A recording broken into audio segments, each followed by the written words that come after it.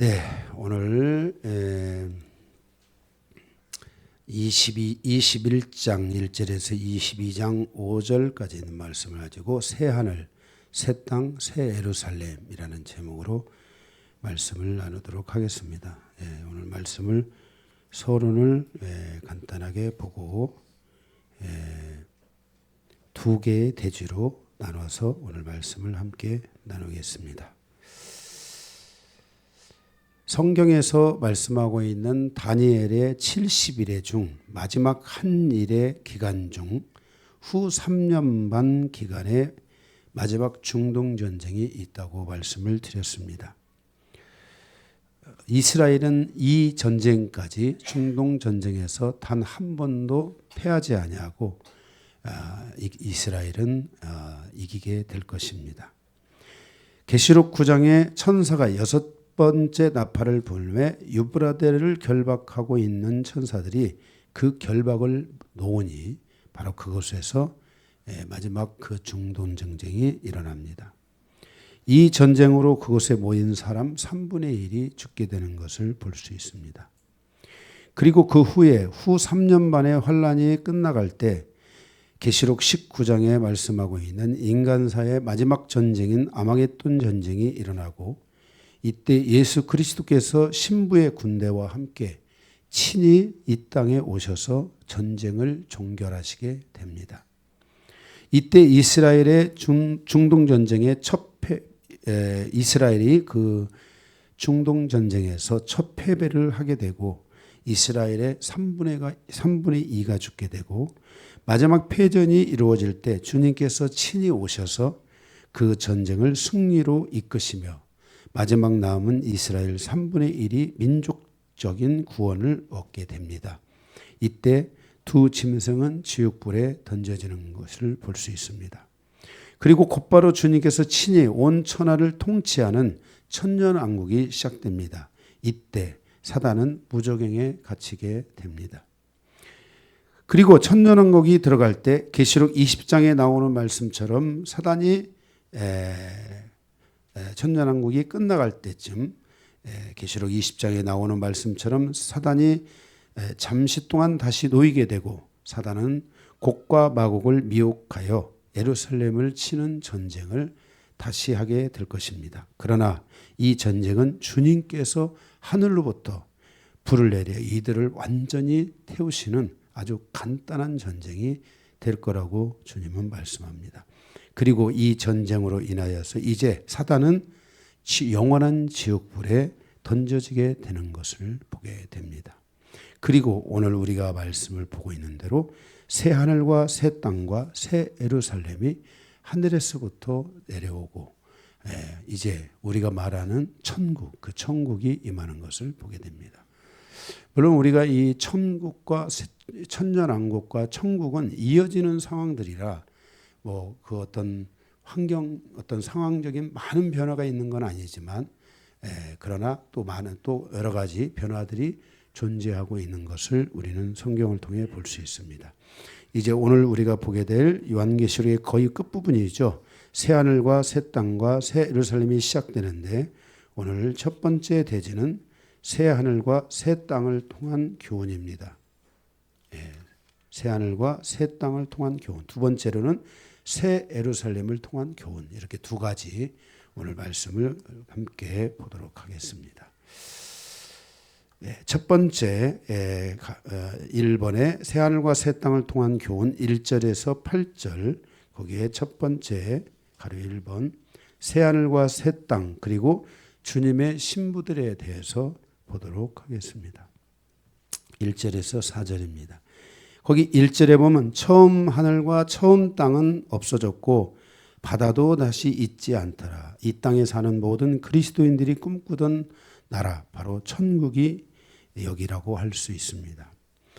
믿는 자들이 죽으면 낙원에 들어가고 믿지 않는 자들이 죽으면 음부에 들어갑니다. 믿지 않는 자들은 예수 그리스도의 심판을 통해 영원한 불못에 들어가게 되고 믿는 자들은 궁극적으로 바로 이 새하늘과 새 땅, 천국이라는 곳에 들어가게 됩니다. 4절의 말씀처럼 이제 그 천국이 열리면서 처음 것들이 전부 없어진다 그랬습니다. 그러니까 천년왕국까지도 존재했던 것들인데 이제 새하늘과 새 땅이 열리면 전부 없어지는데 거기 1절 말씀처럼 처음 하늘과 처음 땅과 바다가 다 없어집니다. 이게 이제 우리가 흔히 말하는 우리 현재 이 땅에서 우리가 보고 있는 것들인데 그 바로 그 처음 하늘, 처음 땅, 그리고 바다 이런 부분들이 다 없어진다고 말씀하고 있습니다. 이것은 이사야 65장 17절에서 18절에 말씀하고 있는 이사야 선지자의 예언처럼 보라 내가 새 하늘과 새 땅을 창조하나니 이전 것은 기억되거나 마음에 생각나지 아니할 것이라 너희는 내가 창조하는 것으로 말미암아 영원히 기뻐하며 즐거워할지라 이렇게 말씀하고 있습니다. 이때 하나님께서 새 하늘과 새 땅을 다시 창조하실 것이라고 말씀하셨습니다. 원래 있었던 형태에서 새롭게 뭔가를 바꾸고 고치고 리모델링하고 이런 것들이 아니라 완전히 새로운 창조를 하신다라고 말씀하고 있습니다. 그래서 이 창조는 창세기 1장에 나오는 하나님의 창조의 완전한 창조와 동일한 것이라고 하실 수 있습니다. 이것은 오직 하나님만이 하실 수 있는 것이고 하나님께서 태초에 천지를 창조하시고 이제 그 끝에 다시 한번 이제 하나님께서 새하늘과 새 땅을 완전히 창조하여 우리에게 주실 것을 말씀하고 있습니다. 그래서 천년왕국 때는 있었지만 새하늘과 새 땅에는 없는 것들이 있습니다. 21장 4절에 보면 사망도 없고 애통하는 것도 없고 곡하는 것도 없고 곡이 뭘까요? 곡. 애통과 곡 차이가 뭘까요? 곡하는 것은 우리 한국적 표현으로는 한이죠. 그 한이 없습니다. 근데 맺히는 거 이게 이 엉치에 맺혀가지고 막 숨이 안 쉬어질 정도로 맺히는 그런 게 한이 없고 아픈 것이 없다 그랬습니다. 21장 22절에는 또 성전이 없다 그랬습니다. 이 성전이 없는 것에 대해서는 이따가 다시 여러분에게 잠깐 또 말씀을 드리겠습니다. 21장 23절에는 해와 달이 없습니다. 자연적인 질서, 생태계의 질서, 그 생태계 안에 바다에 있는 생태계, 우리가 이 땅에 있는 생태계, 하늘에 있는 그런 모든 그 질서들 이런 것들이 전부 사라지게 됩니다.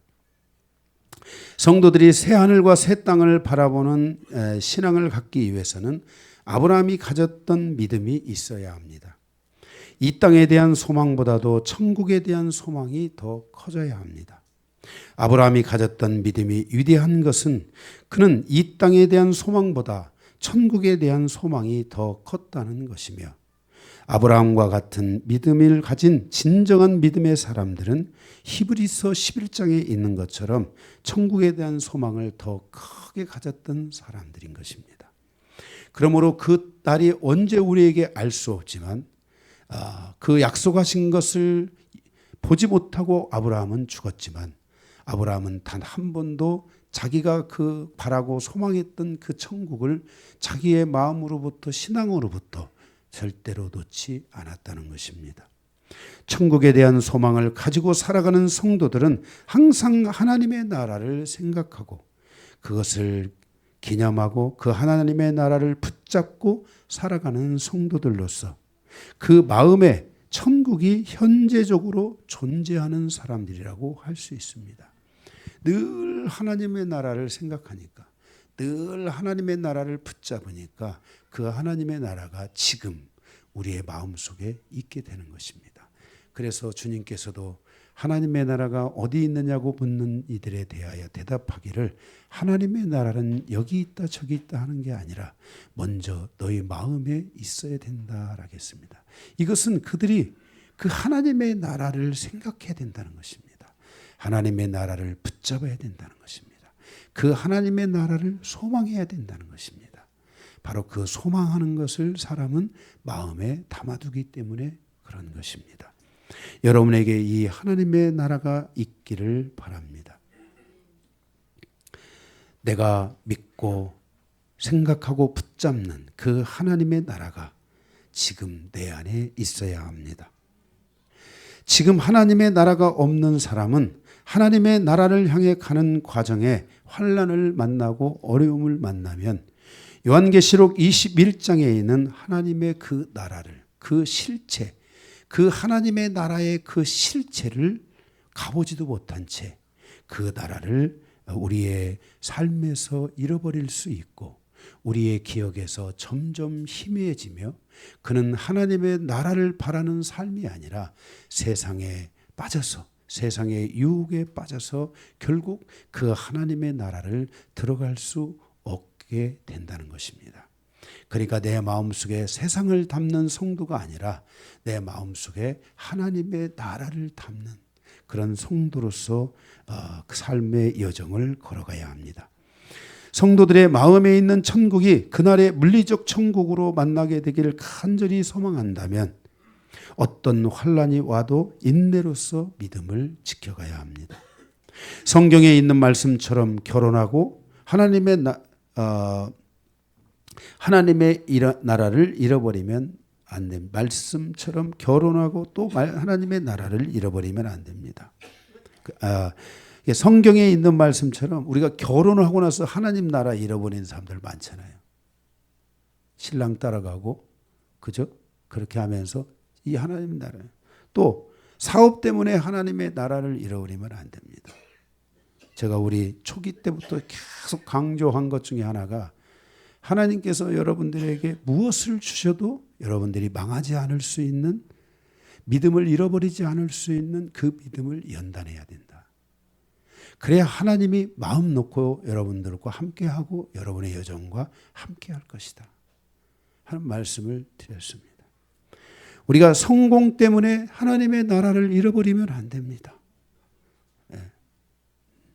이제 앞으로 이제 우리 아이들 하나님이 너희들의 인생을 열어갈 건데 축복할 건데 그 축복을 바라보고 가는 그 과정에서 만약에 짐승의 표를 이마나 이 오른손에 맞아야 된다. 잘 들어. 그럼 어떻게 할 거야?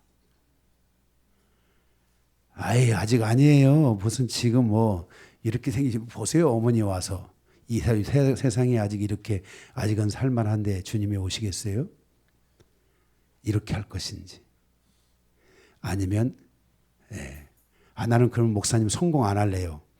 나는 그냥 농부처럼 살다가 조용히 살다가 여러분들이 이런 생각을 하면 안 되고 우리 하나님께서 우리에게 무엇을 주시든 여러분들은 거기서 훌륭한 그리스도인이 되어 아브라함과 같이 쓰임받고 여러분들이 정말 하나님의 그 영광을 위해 귀하게 쓰임받다가 그래서 하늘의 상급도 쌓고 마지막 때는 주님의 손을 잡는 것을 최우선으로 하는 그런 신앙생활을 살아야 될 줄로 믿습니다.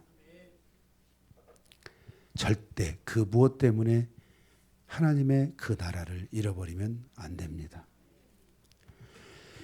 요한계시록 21장 2절을 보게 되면 21장 2절에 또 내가 보매 거룩한 성 새 예루살렘이 하나님께로부터 하늘에서 내려오니 그 준비한 것이 신부가 남편을 위하여 단장한 것 같더라 그랬습니다. 거기 하나님께로부터 거룩한 성 새 예루살렘이 내려옵니다.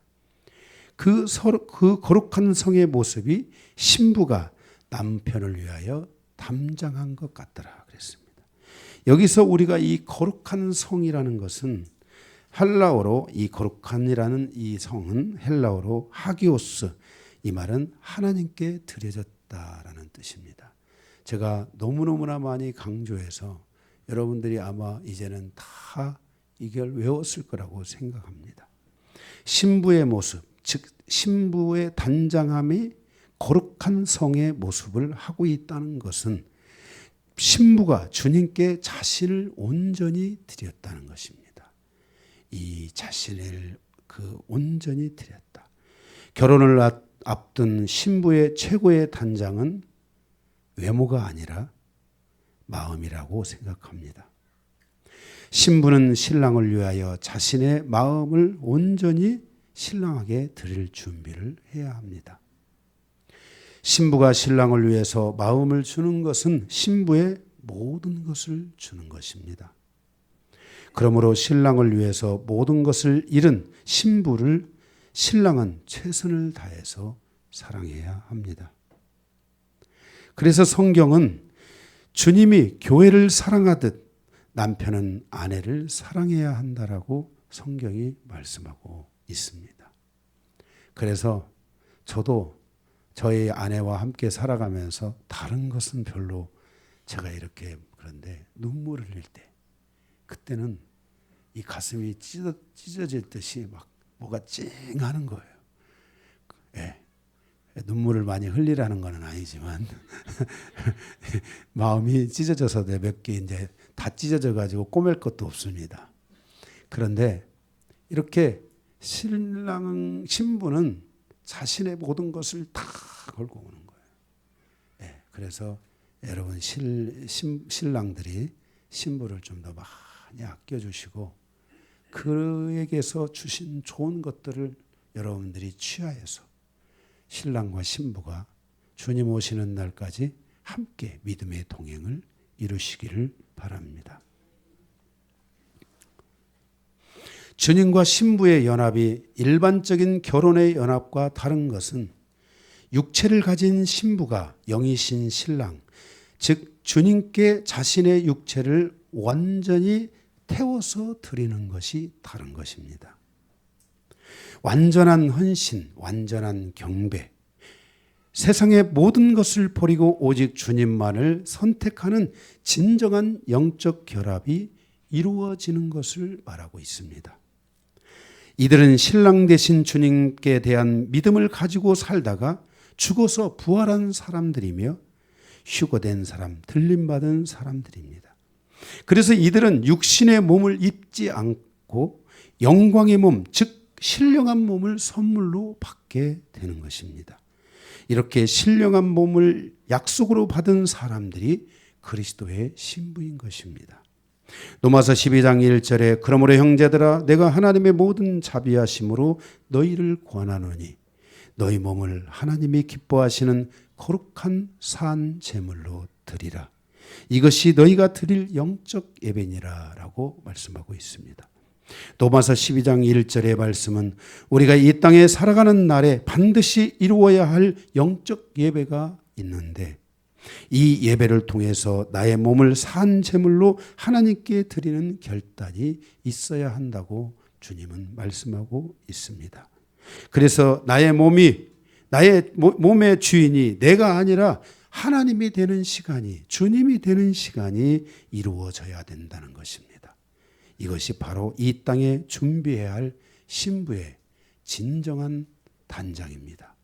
바로 이렇게 신부가 주님 앞에 자기를 온전히 자기 몸을 주님 앞에 믿음으로 신앙으로 태워서 드렸던 그 신부가 바로 하늘에서 내려오는 거룩한 성으로 비유되고 있는 것입니다. 교회는 영적인 리더의 이러한 단장으로부터 시작하여 연쇄적으로 모든 성도들이 신부의 단장을 마치고 거룩한 신부 공동체로 세워져 가야 한다는 것을 기억해야 합니다. 그러므로 여러분의 신앙의 여정 속에 아직까지 여러분의 몸을 하나님께 거룩한 산제사로 드린 이러한 결단과 은혜가 없었던 성도들이 있다면 로마서 12장 1절의 약속의 말씀처럼 여러분을 주님 앞에 거룩한 심령으로 주님 앞에 드리시기 바랍니다. 주님은 여러분을 이게 우리가 행해야 될 옳은 행위라고 성경은 계시록에서 말씀하고 있습니다. 바로 하나님의 뜻입니다. 하나님께서 우리에게 명령하고 말씀하고 있는 것입니다. 그러므로 사도 바울은 이 땅에 있는 모든 이방인의 교회가 그 안에 있는 모든 성도들이 바로 로마서 12장 1절의 말씀처럼 자신을 그렇게 거룩한 산제사로 드려서 이제 내 몸이 나의 몸이 아니라 주님의 몸이라는 것을 고백하고 그 고백과 함께 하늘에서는 여러분을 위하여 예비된 신령한 몸이 준비되게 되고, 여러분이 죽어도 죽지 않는 것은 여러분들이 그 죽음 후에 여러분들이 그때 주님이 마련해 주신 그 신령한 몸을 여러분들이 있기 때문에 여러분들은 바로 영원히 죽지 않는, 그리고 그 새하늘과 새 땅에 들어가는 거룩한 성, 그 거룩한 성의 모습은 신부의 모습이다, 이렇게 말씀하고 있습니다. 여러분들 그러한 결단들이 그 하나님이 주시는 새하늘과 새 땅을 충만하게 채울 때 바로 그 땅에 바로 하나님의 영광이 여러분들을 통해서 풀어지게 될 것입니다. 3절에 보면 하늘의 장막이 사람들과 함께 있음에 그랬습니다. 이 말씀이 여러분들이 좀 다시 한번 오늘 2절에 의해서 여러분들이 좀 보셔야 될 부분입니다. 거기 3절에 하나님의 장막이 사람들과 함께 있음에 하나님이 그들과 함께 하시리니 그들은 하나님의 백성이 되고 하나님은 친히 그들과 함께 계신다 그랬습니다. 하나님의 장막이 사람들과 함께 있다. 하나님의 장막이 그곳에 있는 사람들하고 함께 있다. 신부들과 함께 있다라는 겁니다. 그래서 그러면 이 장막이 무엇이냐? 이 장막의 헬라어로 스케네라는 말입니다. 스케네라는 말인데 그것은 이 스케네라는 말은 그것은 옷을 갈아입는 장소다, 또는 새로운 배경이다, 이런 뜻을 가지고 있습니다. 땅이 아닌 하나님께로부터 오는 새로운 옷을 갈아입는 그 만남이 이루어진다라는 것입니다. 지금 이 장면은 요한계시록에서 신부가 처음으로 하나님을 만나는 장면입니다. 처음으로 하나님 아버지를 만나는 장면이 바로 이 장면입니다. 그런데 그 장면이 하나님을 만나는 처음 이 장면이 어떤 장막이냐면 바로 하나님의 장막이 그 사람들과 함께하고 있다.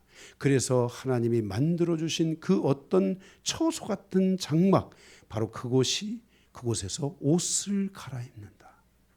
이제 하나님과 함께할 그 영원한 옷을 갈아입는다 라는 의미를 갖고 있습니다. 또 다른 말로는 이제 장면이 새롭게 바뀌었다, 이 말입니다. 하나님의 장막이 임하면서 하나님께서 그 예수 그리스도와 함께할 신부 공동체를 만나면서 이제 모든 장면이 확 바뀌어가지고 이제 그 장면이 뭐예요? 새하늘과 새 땅에 합당한 장면으로 배경이 싹 바뀌다, 이런 뜻으로 스케네라는 말을 사용하고 있습니다.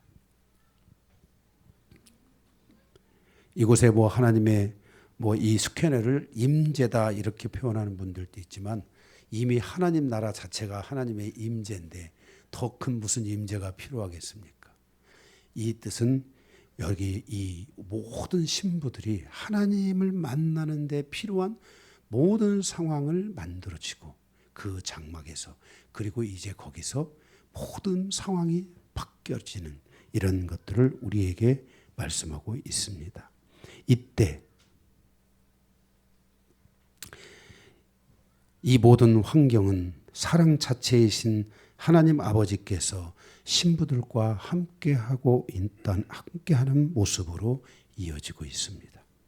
이때 그 사랑 자체이신 아버지와의 첫 대면을 하는 그곳에서 신부들이 아버지를 딱 바라보는 순간 신부들은 감격의 눈물을 흘리기도 하고 회한의 눈물을 흘리기도 하고 모든 환난을 이겨냄에 대한 그 기쁨의 눈물을 흘리기도 하고 인생사의 여정에 하나님 아버지만을 붙들었던 그 인생이 후회되지 않는다는 것을 느끼고 깨닫는 순간 그들은 하염없는 눈물을 흘리게 됩니다.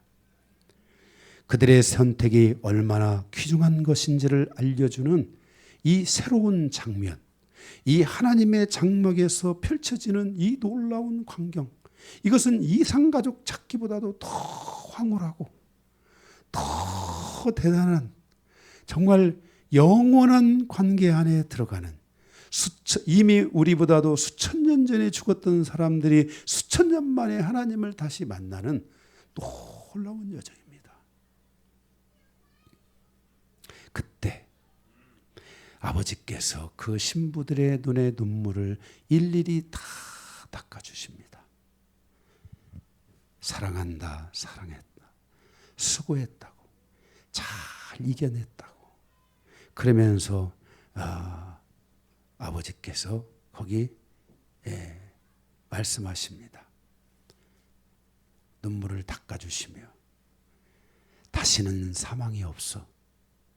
얘들아, 다시는 애통하는 것이나 곡하는 것이나 아픈 것이 다시 있지 않아. 너희들은 이제 나의 마지막 이 선물을, 이 만남을 이룬 거야 하면서 주님께서 아버지께서 그 신부들의 눈의 눈물을 다 닦아주시는 장면으로 우리에게 말씀하여 주고 있습니다. 바로 이것이 오늘 우리가 첫 번째 어떤 새 하늘과 새 땅, 그리고 주님의 신부의 모습들입니다. 두 번째, 가로 2번, 1번에 2번, 아들들이 받을 상속에 대해서 보도록 하겠습니다. 신부가 받을 상속, 또 이게 사도 바울에 의한 표현에 의하면 하나님의 아들들이 받을 상속입니다. 5절에서 8절인데 두 가지를 상속받게 되는데, 첫째, 5절에 보면 5절 봅니다. 보좌에 앉으신 이가 이르되 보라 내가 만물을 새롭게 하노라 하시고 그랬습니다. 여기 이 만물을 우리에게 상속받게 됩니다. 상속해 주십니다. 에베소서 1장 20절에도 보면은 하나님께서 이 만물을 충만케 하시는 장면들을 우리가 볼 수 있습니다. 그리고 이 만물을 다스릴 권세를 우리에게 주시는데, 교회는 이 만물을 하나님의 뜻 가운데 다 다스리지 못했습니다. 그런데 이제 마지막 때 가면 주님께서 이제 이 모든 만물을, 모든 것들을 상속해 주십니다. 그런데 그 상속을 받을 때 보니까 이때 보좌에 앉으신 아버지께서 말씀하시기를 내가 모든 만물을 너에게 주고 이 모든 만물을 너를 위해 새롭게 한다. 제가 이 영성을 하면서 2006년도에 영성을 하고, 그리고 밤에 기도를 하고 온라인으로 기도를 하고, 그리고 이제 제가 이제 집회를 갑니다. 그러면 그때 이제 집에 저희가 소형화 와서 동신에 있다가 너무 어려워서 11평 되는 곳에 저희 네 식구가 살게 되는 환경을 마련했는데, 거기로 이렇게 가다가 보면은 막 정말 그 한 5분 걸어가는 거리인데, 그 5분 걸어가는 거리에 막 꽃들이 펴 있고 막 참새들이 노래하고 막 모든 만물이 다 막 웃고 막 정말 그러는데, 주님이 말씀하십니다. 지나가는데 요한아 내가 이 꽃들을 너를 위해 만들었다.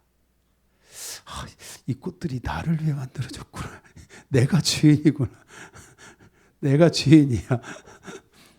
요한아 저 가는 버스들이 너를 위해 웃고 노래하고 있다. 막 버스들이 막 웃는 거야.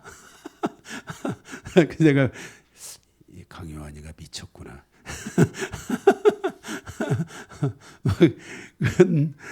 그래서 집에 가면 막 여보 막 그러면 이제 집사람이 뭔 귀신 신나라 까먹은 소리가. 네, 그랬던 그 10년의 시간들이 막 있었고 그랬는데, 어쨌든 이제 그 모든 만물을 주님께서 우리에게 새롭게 하고 나를 위해, 신부를 위해 하나님께서 우리에게 그것을 다 가져라.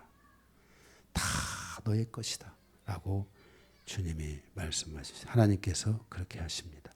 이 말은, 이렇게 말하시는데 이 말은 신실하고 참되니 기록하라 그랬습니다. 저는 이게 이해가 안 됐습니다.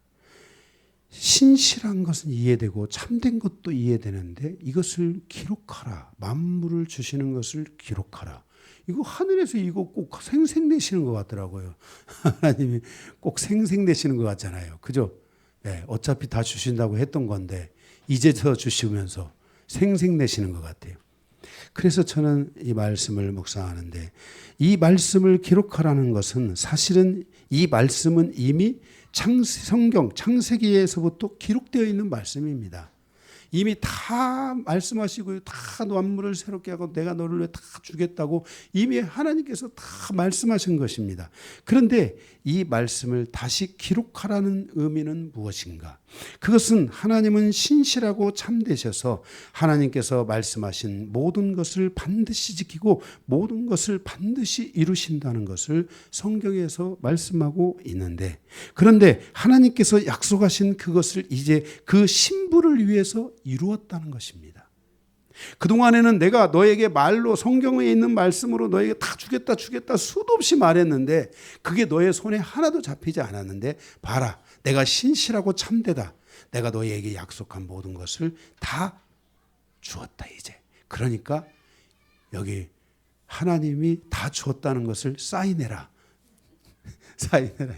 기록하라. 이렇게 말씀하고 있는 것입니다. 그날을 생각하며 주님이 여러분에게 주실 그 모든 것들을 생각하며 여러분들이 주님 앞에 가까이 가시기 바랍니다. 주님께서 제가 뭐 이거 별로 안 좋은 얘기지만 뭐 안 좋다고 할 수는 없지만 우리 효진 집사가 전에 하나님 앞에 임재 가운데 초기 때는 우리가 막 이게 다 쓰러지고 난리가 아니었습니다. 임재 가운데 하나님 앞에 갔는데 저의 저택을 보여주시더라고요. 저의 저택이 막 쫙 넓은 광활한 막 저택이 쫙 있었다는 거예요. 응?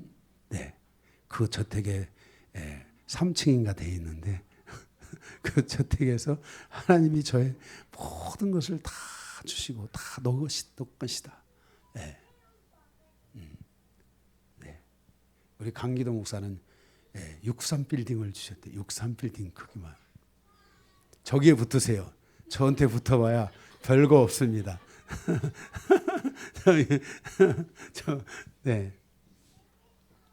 그래서 이렇게 하나님께서는 이 하늘에 있는 모든 이제 우리가 보게 될 새 땅과 새 하늘에 있는 모든 것들을 다 우리를 위해 신부를 위해 하나님께서 다 주시겠다고 말씀하고 있습니다. 사도 요한을 통해서 하나님의 이 말씀을 알리고 있는 것은 지금 성경에 기록되어 있는 모든 하나님의 약속은 반드시 이루어진다는 것을 의도적으로 강조하고 확신하며 정확하게 우리에게 알려주고 있는 말씀인 것입니다. 그러므로 하나님이 약속하신 것은 하나님께서 반드시 여러분들에게 지키실 것이니 여러분들이 단 하나의 말씀도 땅에 떨어뜨리지 말고 여러분들이 그것을 믿고 확신하고 그것을 여러분의 말씀을 여러분의 소유로 삼고 살아가는 그런 그리스도인들이 되시기를 주님의 이름으로 축복합니다. 둘째는 거기 계속해서 보게 되면은 6절에 보면 또 내게 말씀하시되 이루었도다. 나는 알파와 오메가요 처음과 마지막이라. 내가 생명수 샘물을 목마른 자에게 값없이 주리니 이기는 자는 이것을 상속으로 받으리라 그랬습니다. 두 번째 주시는 상속은 뭐냐면 생명수 샘물을 목마른 자에게 값없이 상속하신다는 것입니다.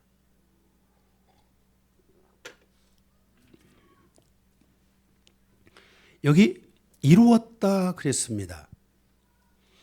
또 내게 말씀하시되, 이게 좀 이어지는 거죠. 또 내게 말씀하시되 이루었도다 그랬습니다. 여기 이루었도다라는 말은 이 기노마이라는 말인데, 기노마이, 이루었도다 기노마이. 이 기노마이가 소유격을 수반하면 소유격을 만나면 무엇을 기원하는 것으로 나타납니다. 그래서 무엇을 바라다, 무엇을 이제 바라는 것을 뭐 이렇게 바라는 것을 이루었다, 바라다 이런 뜻을 가지고 있는데 이 기노마이가 역격을 수반하면 역격을 만나면 무엇이 일어나다, 무엇이 생겨나다라는 뜻입니다. 그런데 이 헬라어는 이런 완전한 언어라서 이 때로는 이러한 부분들을 굉장히 중요합니다. 그래서 제가 어렵지만 성도들에게 얘기하는 이유는 그렇습니다. 그런데 여기에 지금 6절에 있는 이루었다는 말씀은 역격을 만납니다. 역격을 수반합니다. 그래서 역격을 만나고 있기 때문에 이루었다라는 말은 무엇이 일어나다. 그러니까 원어의 뜻에서 뜻을 따라간다면, 원어를 정확하게 알고 따라간다면 이렇게 써야 되는 겁니다. 또 내게 말씀하시되 무엇을 무엇이 일어나다, 무엇이 일어났다, 무엇이 생겨나다라는 말로 표현을 해야만이 원어적으로 정확한 표현이 될 수 있다고 할 수 있습니다. 그래서 여러분들이 거기에다가 이루었도다라는 말 대신에 빨간 펜으로 무엇이 생겨나다, 무엇이 일어나다 이렇게 뜻을 표현하면 됩니다. 무엇이 생겨났다라는 것입니다. 무엇이 일어났다라는 것입니다. 이것은 에덴 동산에 있었던 생명수 샘물이 다시 생겨났다라는 뜻입니다. 하나님은 시작이요 끝이신데 하나님께서 처음 땅인 에덴 동산에 계실 때 생명수 샘물이 있었는데 그것이 인간이 타락함으로 말라버렸습니다. 그 생명수생이 흐르지 않고 말라버린 것입니다. 그런데 하나님의 거룩한 아들들이 새 땅에 내려오니 그 신부가 내려오니 그곳에 다시 생명수 샘물이 생겨났다. 생명수 샘물이 일어났다. 그 생명수 샘물이 생겨나서 이 생명수 샘물을 지금 누구에게 주는 겁니까? 하나님의 아들들에게, 신부들에게 이것을 주는 것입니다. 이것을 상속하여 주는 것입니다. 7절에 하나님은 그것을 하나님의 아들들에게 상속하시겠다고 말씀합니다. 이기는 자는 하나님의 아들들이 되어 이 생명수 샘물을 상속으로 받게 될 것이라고 말씀하고 있습니다. 이 생명수를 먹는 자는 영원히 목마르지 않게 되고 그는 영원한 기쁨을 갖게 되는 것입니다. 이것은 매우 중요한 것입니다. 여러분의 인생에 지금 돈을 얻을래, 돈을 가질래, 영원히 목마르지 않고 영원히 기쁨을 잃지 않는 삶을 가질래, 여러분은 무엇을 선택하시겠습니까? 네? 후자를 선택하시지 않겠습니까? 하나님의 복들이, 성경에는 많은 하나님의 복들이 있고 하나님이 주시는 많은 것들이 있지만 그 중에서도 우리가 정말 소중하게 생각해야 될 것은 우리 영혼이 영원히 목마르지 않는 영혼으로 하나님 앞에 부름을 받아야 됩니다. 그리고 그 기쁨이 항상 있어서 좋을 때나 나쁠 때나 즐거울 때나 뭐 할 때나 항상 마음에 즐거움이 있어야 됩니다. 정말 저는 이런 것들을 제가 실질적으로 체험하고 우리 성도들이 제가 아무것도 안 하고 그냥 조용히 있을 때도 우리 성도들이 저의 가슴에 손을 대면 목사님의 마음에 손을 대는 순간 막 노래가 나와요. 너무너무 기뻐요. 내 마음이 너무너무 평안해져요. 이런 얘기들을 실제 제가 성도들이 테스트 해보라고 만져보라고 했어요. 예. 아니 이것은 제가 그렇다는 것에 대한 게 아니라 이렇게 중요하다는 거예요. 우리의 삶에 이 하나님이 주시는 이 목마르지 않는 심령, 평강의 심령, 이 기쁨의 심령이라는 것은 너무너무 중요한 거예요. 여러분 모든 것이 있어도 기쁨이 없으면 여러분들의 삶은 결국 어떻게 돼요? 이 기쁨이 없음으로 건강이 악화되는 거예요. 22장 1절에서 22장 1절에서 2절에 보면 또 그가 생명수 같은 맑은 생명수강을 내게 보이리니 하나님과 및 어린 양의 보좌로부터 나와서 길 가운데로 흐르더라. 강 좌우에 생명나무가 있어 12가지 열매를 맺되 달마다 그 열매를 받고 그 잎사귀들은 만국을 치루하게 되더라 하겠습니다. 그러니까 신부들은 지금 이 새 에덴과 같은 그 동산을 선물로 받게 되고 그 동산을 선물로 받음으로 말미암아서 거기 생명과실을 얻게 되고, 그죠? 예? 그리고 그 잎사귀들은 버릴 것이 아니야. 그것은 다 우리의 그 우리가 어디가 예를 들어서 그럴 일이 없겠지만 혹시라도 상처가 나면 다 치유하고 영원히 살 수 있는 이 모든 시스템과 모든 은혜를 이 하나님께서 지금 신부에게 선물로 주시는 거예요. 상속해 주시는 거예요. 예. 그래서 여기서 이 기노마이, 이 생겨나다, 일어나다. 그러니까 말랐던 그 생명수, 그 샘이 터지는 거예요. 하나님의 보좌로부터 흘러나오는 그 생명수 강줄기가 우리들에게 와야 되는데, 전에 그것이 우리 인간이 타락함으로 다 말라졌는데 그것들이 샘이 다 툭툭툭툭 터져가지고 여러분에게 쫙 하는데 그 생명수 그 샘이 흐르는 곳마다 12가지를 가시를 맺어서 언제든지 그것들을 다 먹을 수가 있고 언제든지 치유할 수 있는 은혜, 영원히 사는 은혜에 대한 이 은혜를 하나님께서 상속으로 우리에게 주시겠다는 거예요. 여러분들이 이렇게 하나님의 나라에 이르게 될 때 하나님의 나라에는 새로운 역사들이 일어나는 거예요. 생명의 활기가 넘치고 하나님이 그토록 원했던 창조의 완성에 대한 은혜들이 풀어지면서 그 안에서 하나님과 우리와의 아름다운 정말 이 만남이 거기서 이루어지게 되고, 그리고 하나님과 함께하는 영원한 삶을 우리가 살게 되는 것이 바로 이 천국이라는 것을 말씀하고 있어요. 그러니 아브라함이 이것을 바라볼 만하지 않겠습니까?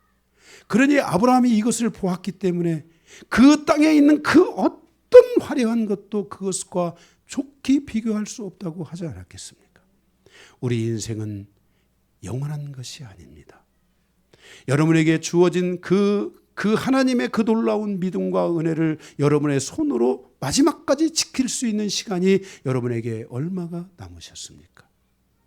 여러분의 삶에 그것을 반드시 지키시기를, 그리고 그 붙잡은 그 하나님의 나라를 놓지 마시기를, 나는 하나님을 믿고 하나님이 나에게 약속하신 이 하나님의 나라를 내가 믿습니다. 그것을 내가 기억합니다.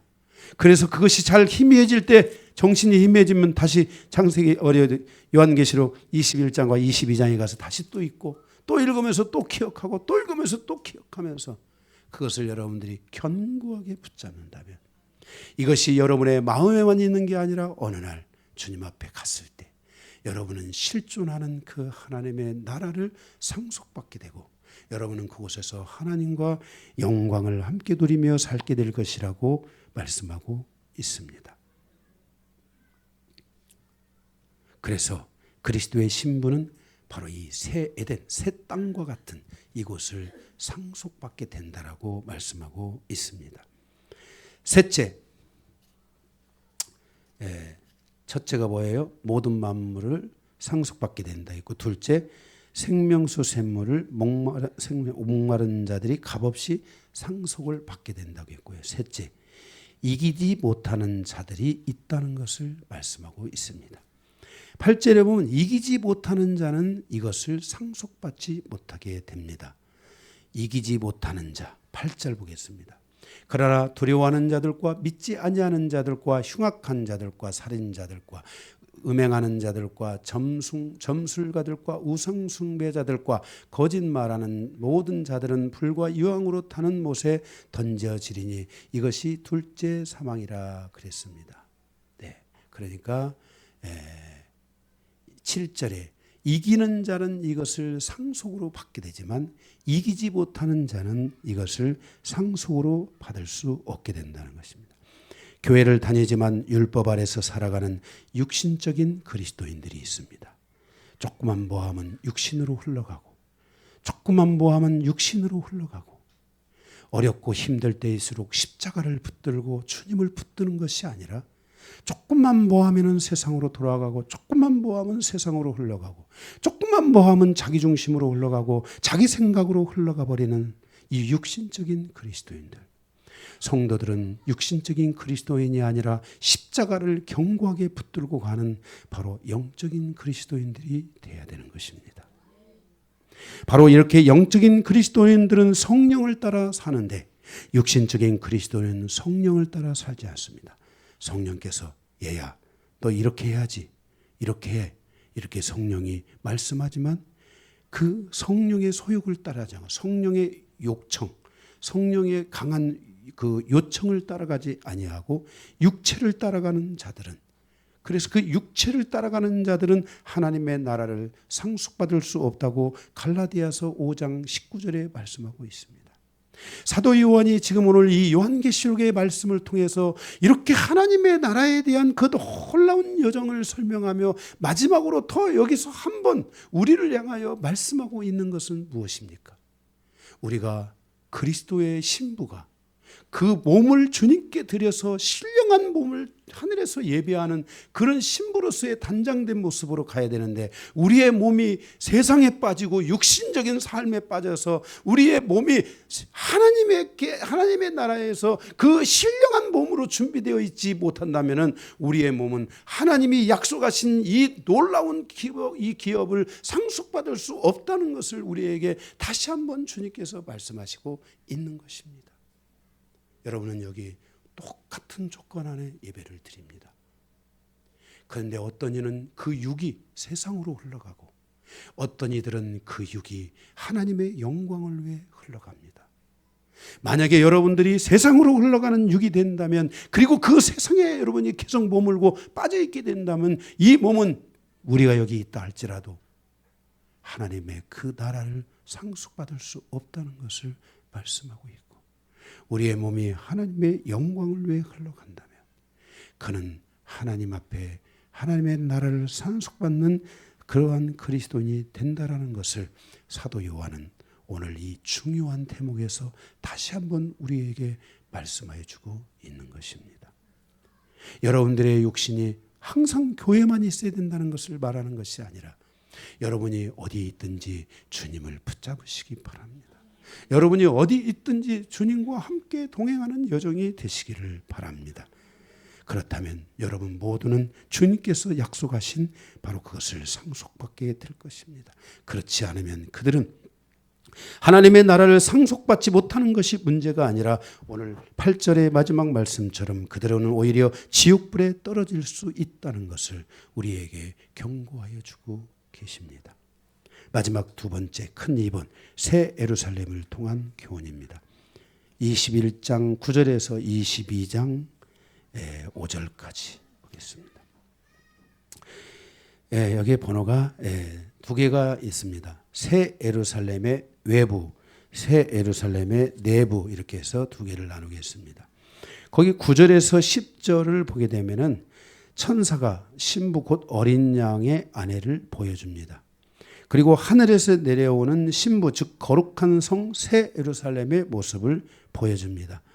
아까 2절에서 말씀드린 것처럼 거룩한 성 새 예루살렘의 모습은 신부의 실제적 모습, 변화된 모습을 우리에게 보여주고 있습니다. 10절의 말씀을 10절에서 보여주는 것은 그 거룩한 성 새 예루살렘의 모습은 거룩한 그 실체를 가진 어린 양의 아내가 거쳐야 될 처소라는 것을 말해줍니다. 그러니까 2절의 말씀은 그 처소에 들어갈 신부의 실체적 모습을 가르쳐주고 있고 이 10절의 말씀은 그 신부가 이제 들어가게 될 그 2절의 말씀은 그 신부의 그 모습 자체를 우리에게 보여주고 있다면 이 10절의 말씀은 그 신부가 들어가게 될 그 성의 모습을 보여주는데 그 성의 모습이 어떠한가 하는 실제적 물리적 그 성의 모습을 우리에게 가르쳐주고 있는 것입니다. 근데 이 성은, 이 거룩한 성은 신부의 단장한 모습이잖아요. 그런데 이 거룩한 성은 성곽과 성으로 되어져 있다고 말씀하고 있습니다. 거기 첫째 새 예루살렘의 성곽의 모습을 보면은 11절에 성곽의 모습은 그곳에 하나님의 영광이 있어 지극히 귀한 빛이 성곽을 둘렀는데 그 빛이 보석 같고 벽옥과 수정같이 맑았더라라고 말씀하고 있습니다.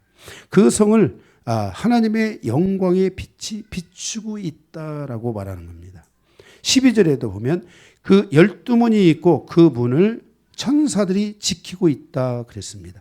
그리고 12문에는 이스라엘의 12지파의 이름이 새겨져 있다 그랬습니다. 그 12문에 천사들이 지키고 있다는 것은 거기에 어느 누구도 그 속에는 들어갈 수 없다 라는 것을 말하고, 그리고 그 12문에는 이스라엘 12지파의 이름이 새겨져 있다는 것입니다.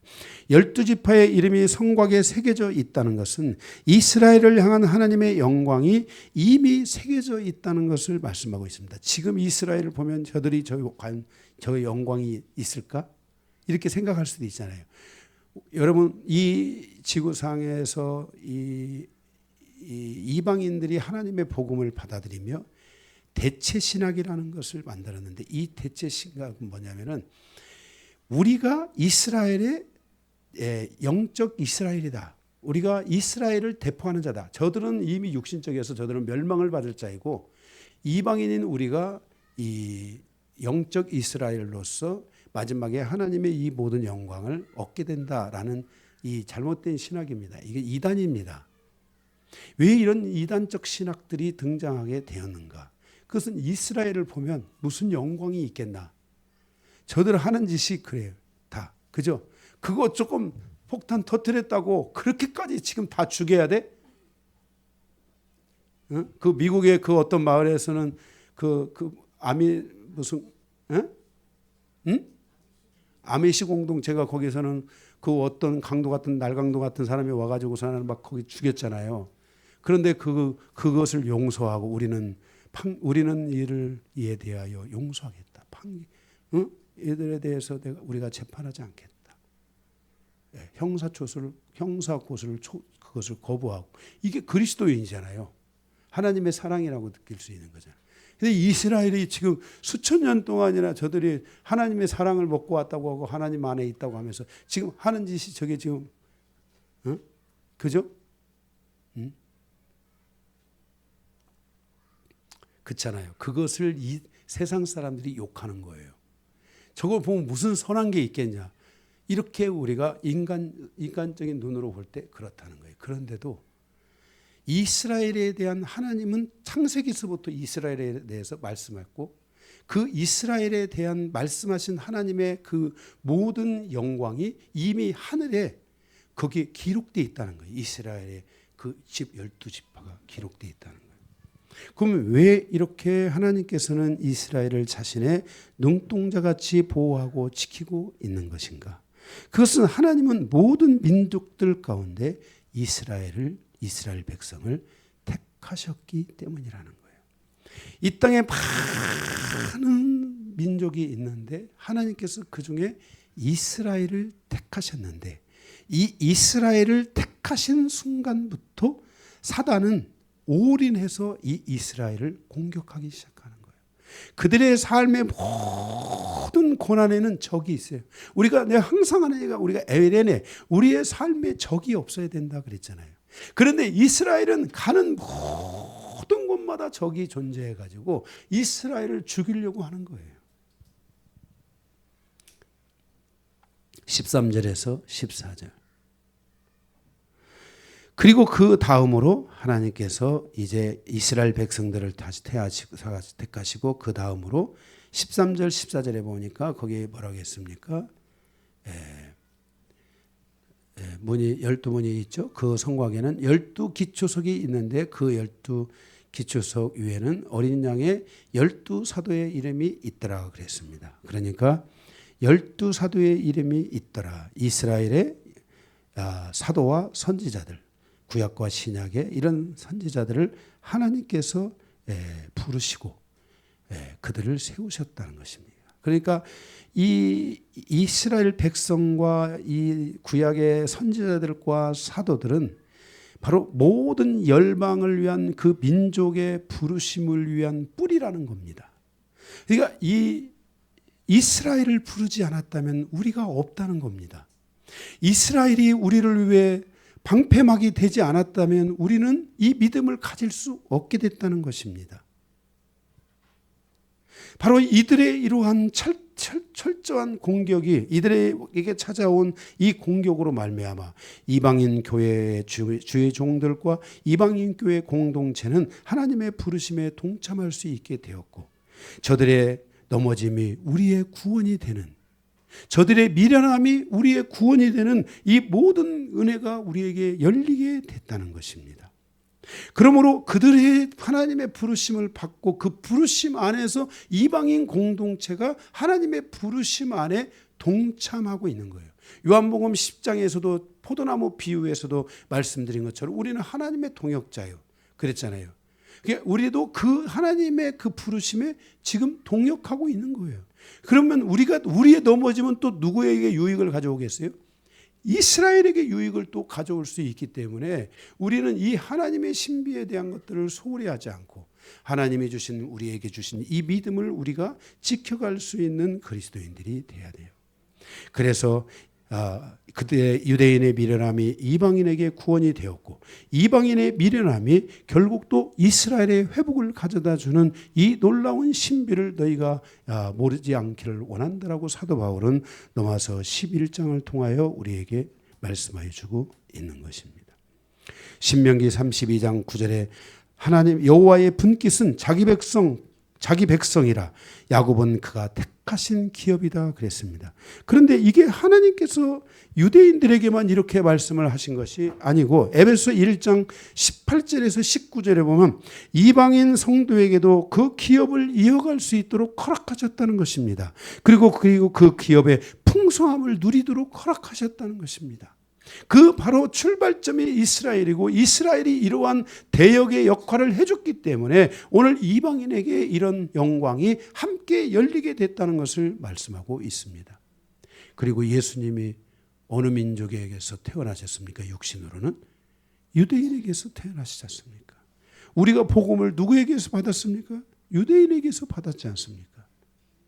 그래서 바로 이렇게 이 유대인, 이 이스라엘의 존재가 하나님께서 볼 때는 너무나 크고, 그래서 마지막에 그 이스라엘을 하나님이 민족적 구원을 이루시게 되고 그 민족적 구원을 통해서 이스라엘이 완전하게 하나님으로 다시 이제 돌아서는, 그러면서 천년왕국이 열리는 거지 않습니까?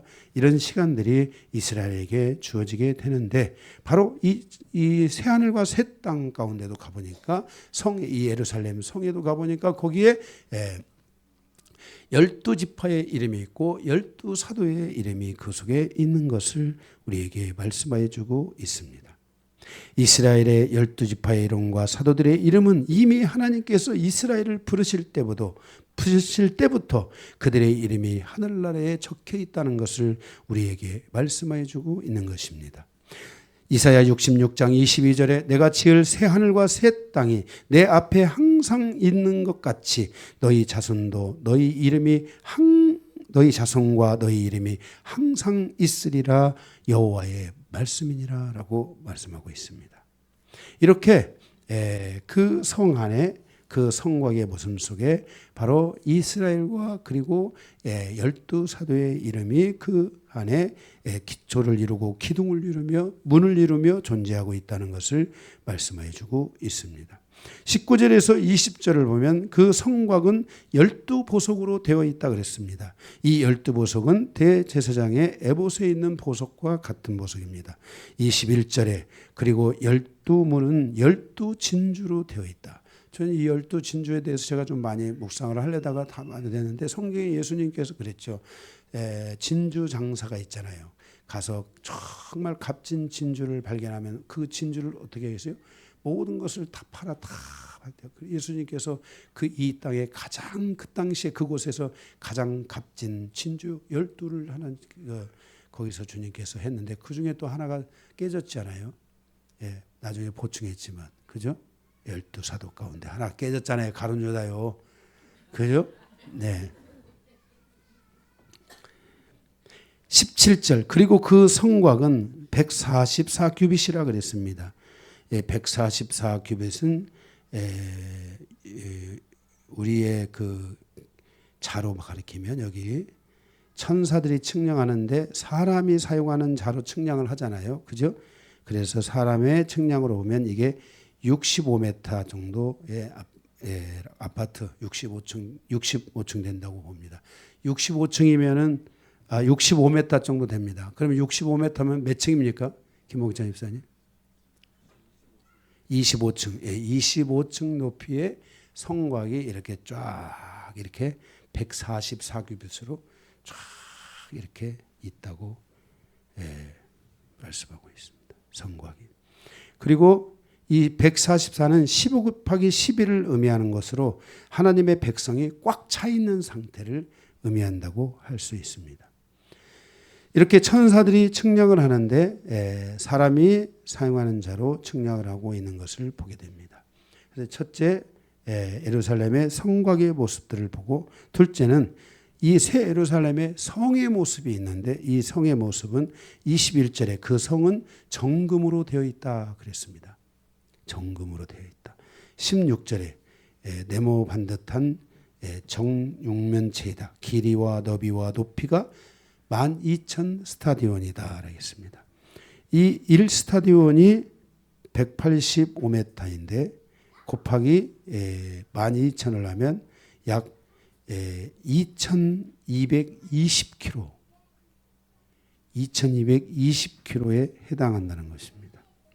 그러니까 예루살렘을 중심으로 사방으로 약 1,110km에 해당하는 크기의 성인데요. 그래서 제가 한번 제 이 지구본이 있잖아요. 지구본을 한번 봤어요. 그래서 예루살렘으로부터 1,110km 안에 들어가는 자들이 누군가 우리나라는 거기에 들어가나 안 들어가나 제가 우리나라에서 미국까지의 길이가 9,000km가 된다고 합니다. 9,000km. 그러니까 우리나라에서 미국 가는 거는 굉장히 어려워요. 그죠? 근데 우리나라에서 새 예루살렘으로 가는 데는 더 시간이 덜 걸리는 것 같더라고요. 제가 가봤잖아요.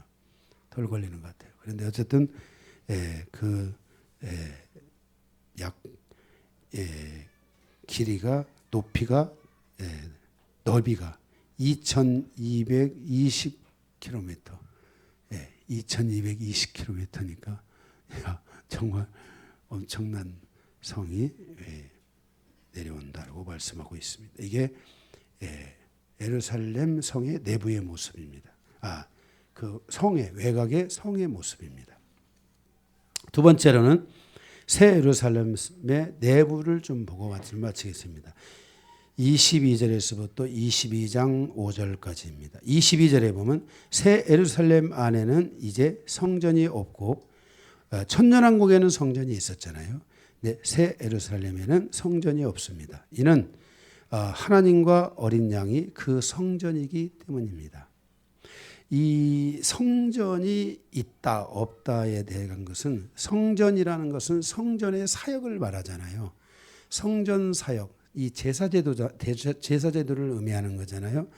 이 성전 사역의 가장 중요한 핵심이 무엇입니까? 그것은 구속 사역입니다. 그죠? 백성들의 이건 예배 사역이 아닙니다. 제가 말했지만 성전 사역은 예배 사역이 아니라 예배는 안식일에 드리는 거죠. 그죠? 예배 사역이 아니라 이것은 바로 구속 사역인데 백성들이 죄를 회개하고 그 죄를 사함받는 사역이 성전 사역의 핵심입니다. 그런데 새 예루살렘은 성전 제도가 필요 없습니다.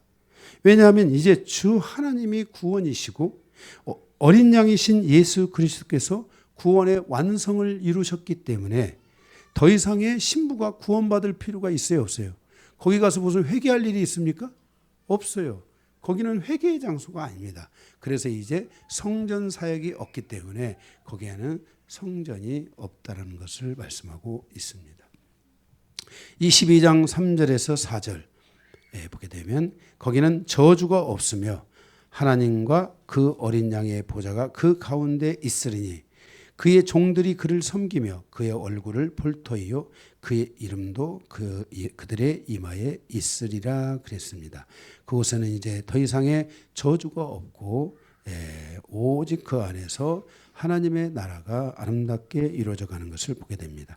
23절에서 26절 그 성의 내부에는 이제 해와 달이 없다라고 말씀하고 있습니다. 왜냐하면 하나님의 영광이 그곳을 비치고 어린 양이 등불이 되어주시기 때문에 해와 달이 필요하지 않다는 것입니다.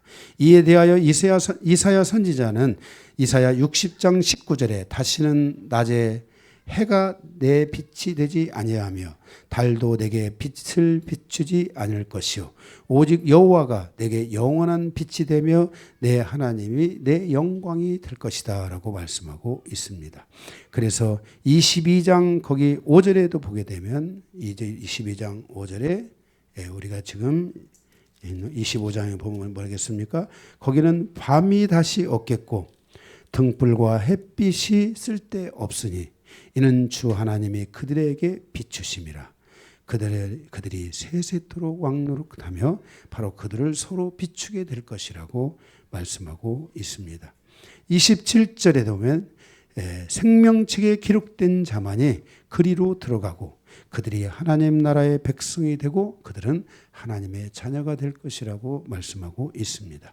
여러분들의 이름이 예수 그리스도의 의를 통해 그것을 믿음으로 말미암아 여러분의 이름이 하나님 나라의 생명책에 기록되는 그 놀라운 영광이 여러분에게 있기를 바라며 믿음의 여정 속에 하나님과 함께 살아가는 그 온전한 여정이 여러분에게 이루어지므로 여러분들의 삶에 이제는 신부의 모습만이 아닌 신부의 모습, 신부의 그 삶 안에 있는 하나님의 나라만이 아니라 실질적으로 우리에게 허락하실 그 하나님의 나라가 여러분들의 삶에 준비되어 있다라고 하나님께서 말씀하고 계시며 여러분들이 그날을 바라보며 믿음으로 전진해가는 신앙의 여정이 되시길 주님의 이름으로 부탁을 드립니다.